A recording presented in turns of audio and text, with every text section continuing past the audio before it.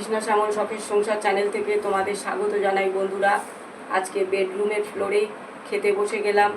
দেখো উনিও বসে গেছে। তো গরম গরম ভাত, সবে ভাতটা করলাম। আর দেখো কুমড়ো ডাল বন্ধুরা। ওই এদিক দিয়ে ঘুরিয়ে দাও, এটা ঘুরিয়ে দাও হাতের থালাটা। আমি যেটা বললাম সেটা শোনো। নাও, এই হয়ে গেল। এই ভাতটা খাও এইভাবে। তুমি খাও না, আমি যেটা বলছি শুন, কিছু প্রবলেম নেই, তুমি খাও ওই ভাতটাই। ওই ভাতটা ভাঙো, এটা কুমড়োটা এখানে রাখো। নাও রাখো, সমস্যা নেই। তুমি নিয়ে নাও, তুমি নিয়ে নাও, তুমি নিয়ে নাও। তো ওনার পছন্দ হয়নি, থালার যেদিকে দেওয়ার কথা আমি উল্টো দিকে দিয়ে ফেলেছি। তো একটুতেই সব ব্যাপারেই হট টেম্পার বন্ধুরা, মানিয়ে গুছিয়ে নিতে পারে না। তো যাই হোক, দেখো বন্ধুরা, ডালটা নিয়ে নিল।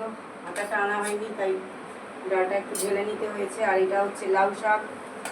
লাউ শাক বেসনের বড়া দিয়ে। তোমাদের তো সব কিছুই শেয়ার করেছি আর শেয়ার করবো পরপর, যে কোনটা কীভাবে রান্না করেছি সবই শেয়ার করেছি। একদম কচি শাক ফ্যান্টাস্টিক রান্না করেছি বন্ধুরা।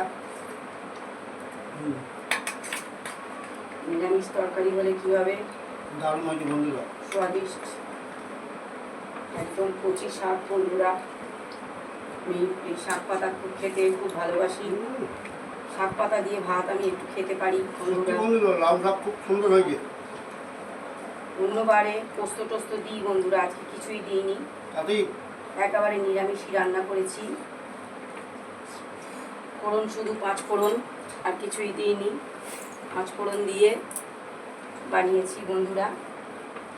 বললাম বড়াটা দিলে এর স্বাদটা অনেক গুণ বেড়ে যাবে।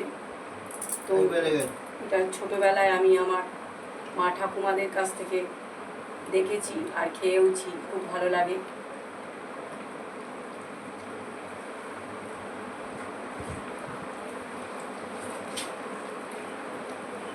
আর কুমড়ো ডালটায় ধনে পাতা দেওয়াতে স্বাদটা আরো বেশি বেড়ে গেল বন্ধুরা।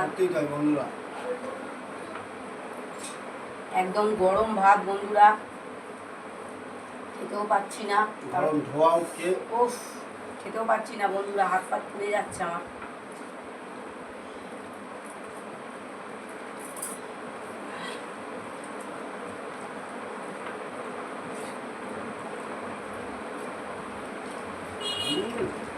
বন্ধুরা একদম নুন টুন সব ঝাল টাল পারফেক্ট। আমি কোনোদিনই দেখি না এমন রান্না করেছি উনুনে চেখে দেখি না।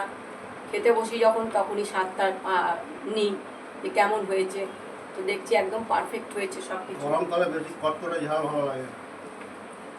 আমি ঝাল বেশি দিও না, সবসময় কাঁচা লঙ্কায় রান্না করি বন্ধুরা, আর ঝাল কম দিয়ে রান্না করি, কোনো শরীরের পক্ষে ক্ষতি হবে না।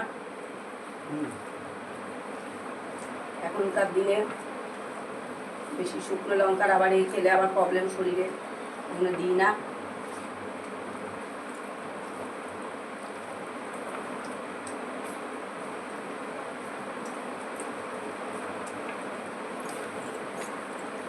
তো দেখতেই পাচ্ছ ডাঁটাগুলো এত নরম, একটু চাবিয়ে নিই।